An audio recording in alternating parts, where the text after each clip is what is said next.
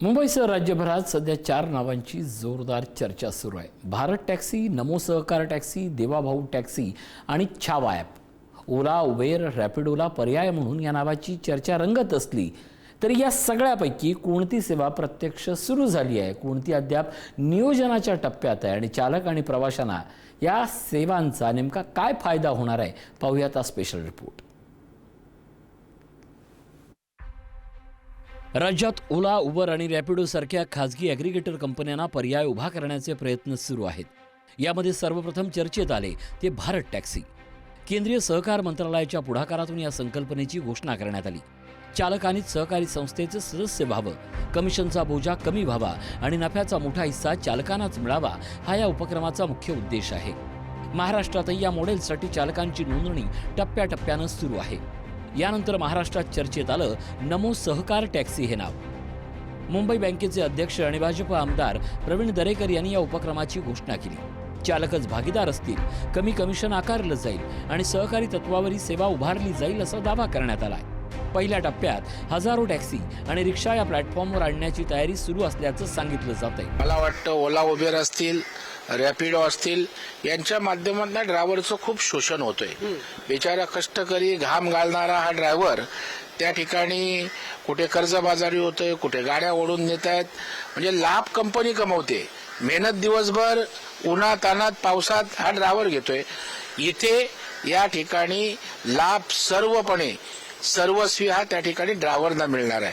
त्याच्यामुळे इतर ॲप आणि इतर टॅक्सी सेवा आणि नमो टॅक्सी सेवेमध्ये प्रचंड अशा प्रकारचा फरक आहे। जे नमो सहकारी टॅक्सी करते ते मला वाटत नाही इतर ॲप किंवा इतर टॅक्सी सेवा करीत असतील। मात्र या घोषणेपूर्वी देवाभाऊ टॅक्सी या नावाचीही मोठी चर्चा झाली होती। मुख्यमंत्री देवेंद्र फडणवीस यांच्या टोपण नावावरून हे नाव समोर आलं। त्यानंतर या नावावरून राजकीय वाद निर्माण झाल्यानंतर हा उपक्रम नमो सहकार टॅक्सी नावानं पुढे नेण्याचा निर्णय घेण्यात आला। त्यामुळे देवाभाऊ टॅक्सी ही स्वतंत्र योजना नसून त्याच उपक्रमाचं सुरुवातीचं नाव असल्याचं स्पष्ट झालं। भारत टॅक्सी केंद्रीय सहकार मंत्रालयाची संकल्पना, सहकारी मॉडेल, चालकांना अधिक उत्पन्न। नमो सहकार टॅक्सी महाराष्ट्रातील सहकारी उपक्रम, चालकच भागधारक, कमी कमिशनचा दावा।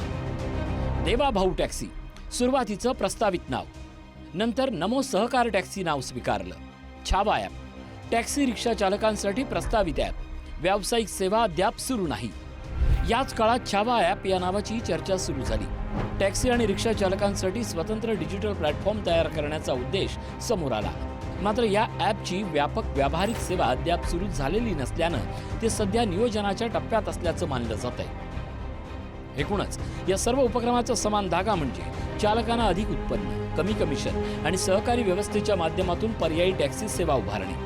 मात्र प्रत्यक्षात कोणता प्लॅटफॉर्म सर्वाधिक चालक आणि प्रवाशांचा विश्वास जिंकतो, सेवा किती पारदर्शक ठेवतो आणि ओला उबरला खऱ्या अर्थानं पर्याय ठरतो का, हे येणारा काळच ठरवणार आहे।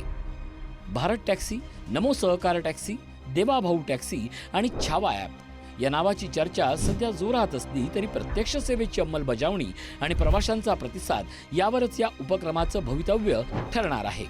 धनंजय दळवी, पुढारी न्यूज, मुंबई।